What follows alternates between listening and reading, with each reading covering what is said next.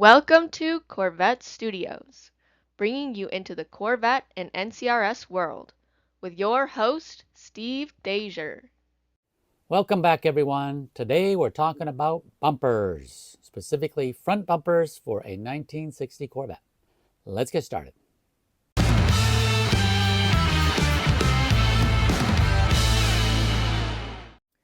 There are a number of pieces and parts that make up the front bumper assemblies. Essentially, you've got three assemblies, one on the right-hand side, similar one on the left-hand side, and then you got the center bumperettes. I'm going to put those into the bumper category.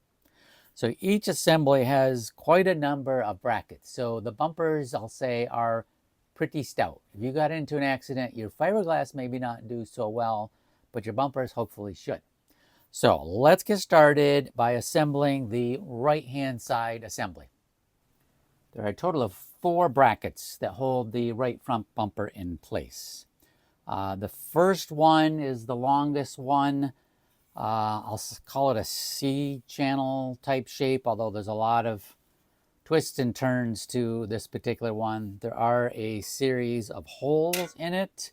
That's for attachment points of bolts. 2 of them on this side actually have a nut welded in place for other brackets that will bolt into this particular one.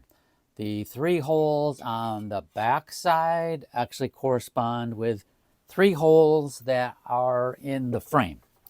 So within the frame, in the inside of that channel, there is another welded nut in place for these to actually screw into. The hardware for these obviously are bolts with lock washers. They should be a cadmium plated bolt. We just have a variety of bolts that we were able to find laying around, so we do not have correct bolts. We have incorrect bolt lengths. Nothing's quite right at all with these, but they do hold it in place. The finish of the brackets themselves, it's a semi-gloss black. It does say in the NCRS manual that it's supposed to be, I think, a dull semi-gloss black. Not 100% certain what that actually looks like. We have kind of full semi-gloss black.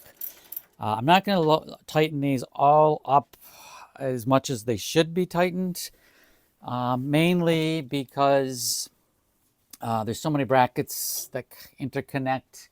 You kind of got to fiddle with them a little bit to get the bolts to all start. So we'll kind of assemble everything and then tighten up all the bolts. So let's move on to the second bracket, which is also quite a long bracket with a series of bends in it and a series of holes in it as well. The last bolt that I didn't put in the front actually corresponds with this bracket, which is why I did not put that in. The second hole obviously goes into that captive nut on the opposite side. And then again, other holes for other brackets. So let's get these started as well, and then we'll continue on. The third bracket also attaches into the frame. There's actually 2 holes on the back side that go into the, I'll say, the bottom channel of the frame. So here the 2 bolts are slightly smaller than the other bolts, and they require a nut and washers. Actually, I think they all get a split ring lock washer. And again, they all are cadmium plated. So this is, I'll say, more of a reinforcement bracket. So it also will attach into actually the first 2 brackets that we installed. So there's a welded nut on this side, so the bolt comes through the back side and into here. So basically it's sandwiching all those 3 brackets together. The last bracket goes out to attach to the front side of the bumper. So that attaches to the first bracket and the second bracket. So there's a bolt that comes through the first bracket into a nut, and then there's a bolt that goes through this last bracket into a nut that's into the first bracket. So now that we have all these actually started, you can see it's very loose. We're going to go ahead and tighten everything up, get it nice and snug, and our bracket assembly will be finished for the right side. On to the bumpers. They're obviously chrome. They wrap around the corner of the car, so the front piece wraps around to the side. There's two attachment points inside, obviously to attach to these two brackets, so it's just a threaded connection in there. On the front side, it basically just pushes right up against the bracket. Bolt goes from the back side of the bracket in. On the outer side, there's actually some rubber bumper spacers, whatever you want to call them. So the first one would go up against the outside of the bracket. Then the fiberglass actually gets sandwiched in between that. And then there's another bracket that would then go on the outside of the fiberglass. And then it has this steel sleeve that basically goes through it all. So basically it becomes a sandwich for the fiberglass to be put into, and then the bolt comes all the way through and attaches into the side of the bumper. So this bumper actually is for the left-hand side, and you can tell this notch here, that's basically on the top side. There's some fiberglass, just kind of goes around some of the fiberglass in the front. We, however, are going to put it on the left side. I think it's somewhat universal as far as the attachment points, so we're going to try that. And the reason we're going to try that is we just happen to have the piece of fiberglass that we need that kind of runs along the bottom to really give you a good understanding of how the brackets work in relation to the fiberglass. So this actually worked out all right with our fiberglass body that we just purchased, because it'll give us a good representation. So I'm going to go ahead and get all this assembled, and then we'll take a closer look at it. We have it all assembled. So you can see on the side, we have the bolt that goes through the bracket. We have a rubber spacer. Then we have the fiberglass, another rubber spacer, and it attaches into the bumper.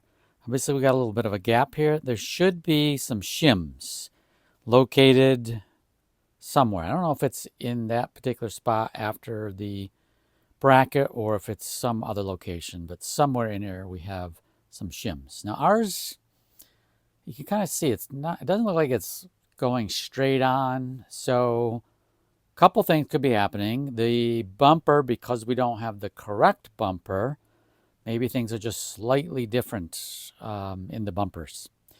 Or the other thing is the bracket could have a little bend to it. The brackets on the left side were really rough, bent up pretty good, and I had to do some straightening. These seemed okay, but you never know. So that's the attachment on this side. So in the front, you can see the bracket goes through an opening in the fiberglass and then connects into the bumper. So hardware, we don't have the correct hardware. They should be, I believe, cadmium plated like all the other brackets. So again, this bumper is upside down.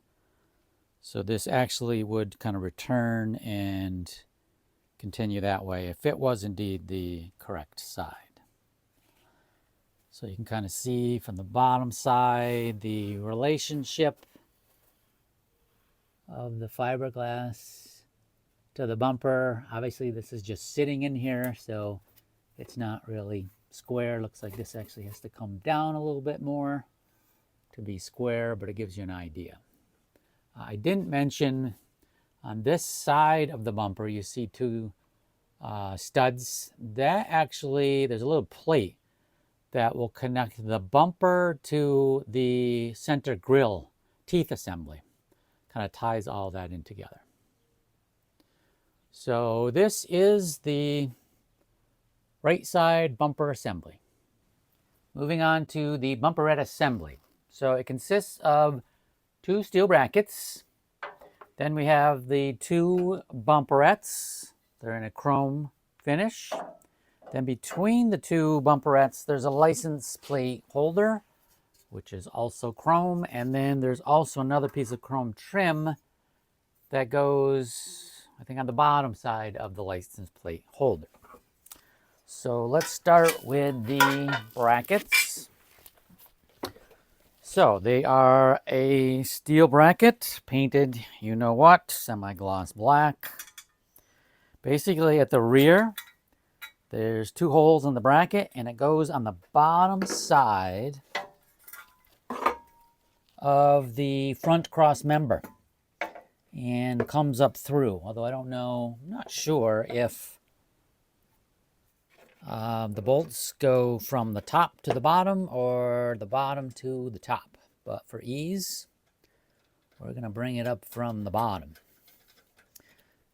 We do have the incorrect bolts like normal. But the bolts should be cadmium plated once again.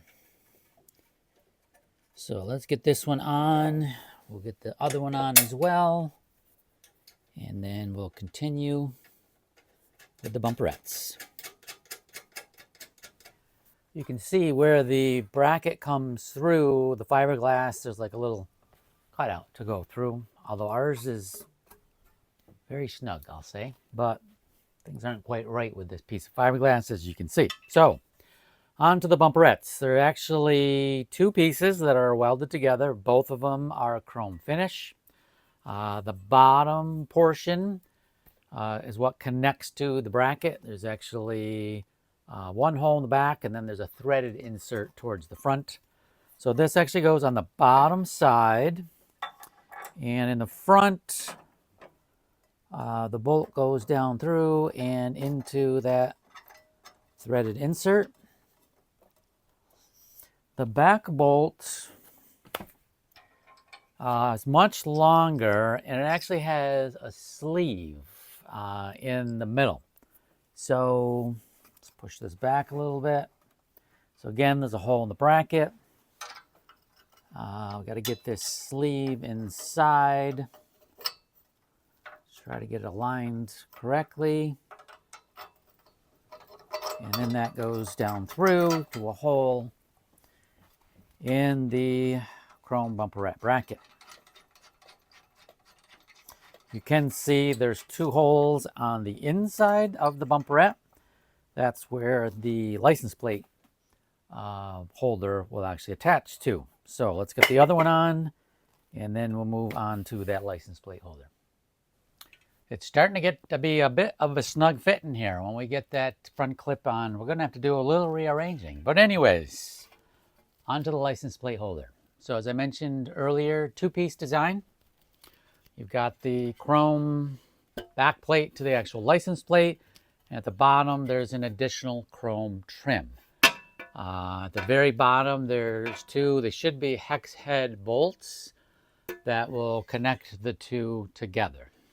On the back side, there are 4 L brackets that are welded to the license plate holder.